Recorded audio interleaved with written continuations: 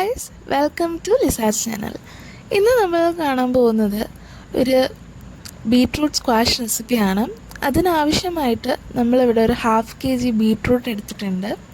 ഈ ബീട്രൂട്ട് നമുക്കൊന്ന് ഗ്രേറ്റ് ചെയ്തെടുക്കാം. കൂടെ കുറച്ച് ഇഞ്ചി നമുക്കൊന്ന് ചതച്ചെടുക്കാം. ഇനി ഇതെങ്ങനെയാണ് പ്രിപ്പയർ ചെയ്യുന്നതെന്ന് നോക്കാം. നമ്മൾ ഗ്രേറ്റ് ചെയ്ത് വെച്ചേക്കുന്ന ബീട്രൂട്ട് നമ്മൾ കുക്കറിലേക്ക് ഇട്ട് കൊടുക്കാം. അതിനോടൊപ്പം തന്നെ ചതച്ച് വെച്ച ഇഞ്ചിയും കൂടെ ചേർത്ത് കൊടുക്കാം.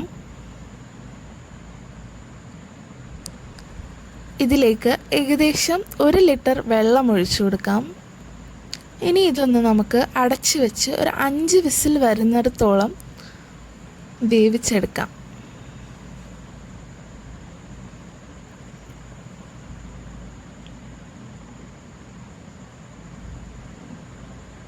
ഇപ്പോൾ നമ്മൾ 5 വിസിൽ വന്നതിന് ശേഷം ഇതാണ് നമ്മുടെ കുക്ക്ഡ് ആയിട്ടുള്ള ബീട്രൂട്ടിൻ്റെ ആ ഒരു മിക്സ്ചർ.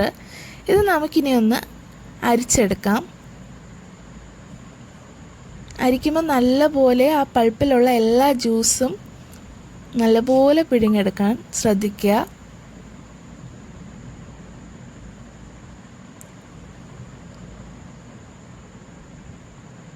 നിങ്ങൾ ഇത് എടുക്കുമ്പോഴത്തേക്കും കുറച്ച് കളറുള്ള ബീട്രൂട്ട് നോക്കി മേടിക്കുകയാണെങ്കിൽ നിങ്ങളുടെ സ്ക്വാഷിൻ്റെ കളർ അതിനനുസരിച്ച് കുറച്ചും കൂടെ ബ്രൈറ്റ് ആയിട്ടുള്ള കളർ കിട്ടുന്നതായിരിക്കും.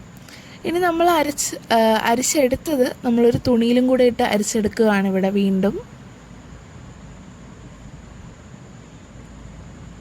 കുറച്ച് ഫൈനായിട്ടുള്ള പാർട്ടിക്കിൾസ് കളയാനാണ് അങ്ങനെ ചെയ്യുന്നത്. ഇനി ഇപ്പോൾ ഇതാണ് നമ്മുടെ ബീട്രൂട്ട് ജ്യൂസ്. ഇതിലേക്ക് നമ്മൾ ഏകദേശം ഒരു 3/4 കിലോ പഞ്ചസാര ആഡ് ചെയ്യുന്നുണ്ട്.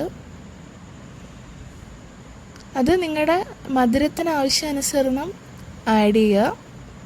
ഇനി നമ്മുടെ പണിയെന്ന് പറയുന്നത് ഈ ബീട്രൂട്ട് ജ്യൂസ് പഞ്ചസാര അലിയുന്നവരെ നല്ലപോലെ ഒന്ന് തിളപ്പിച്ചിളക്കിയെടുക്കുക എന്നതാണ്.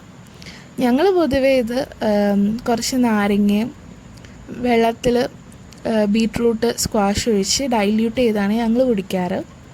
അപ്പോൾ അതൊരു നല്ല മെത്തേഡാണ്. സോ ഫാർ നല്ലൊരു കോമ്പിനേഷനാണ്. അപ്പോൾ നിങ്ങളതൊന്ന് ട്രൈ ചെയ്തിട്ട് ഇഷ്ടപ്പെടുകയാണെങ്കിൽ പറയുക. നമ്മളിങ്ങനെ സ്റ്റിർ ചെയ്ത് അതൊന്ന് നല്ലപോലെ തിളച്ച് വരുന്നവരെ വെയിറ്റ് ചെയ്യുകയാണ്. ഇത് നമ്മുടെ സ്ക്വാഷ് ഇവിടെ റെഡി ആയിട്ടുണ്ട്. നല്ലപോലെ ഷുഗർ എല്ലാം അലിഞ്ഞിട്ട് തിളച്ച് വന്നിട്ടുണ്ട്. സോ വീഡിയോ ഇഷ്ടപ്പെട്ടെങ്കിൽ മറക്കാതെ സബ്സ്ക്രൈബ് ചെയ്യുക, ലൈക്ക് ചെയ്യുക, ഷെയർ ചെയ്യുക ആൻഡ് കമൻറ്റ്. Thank you.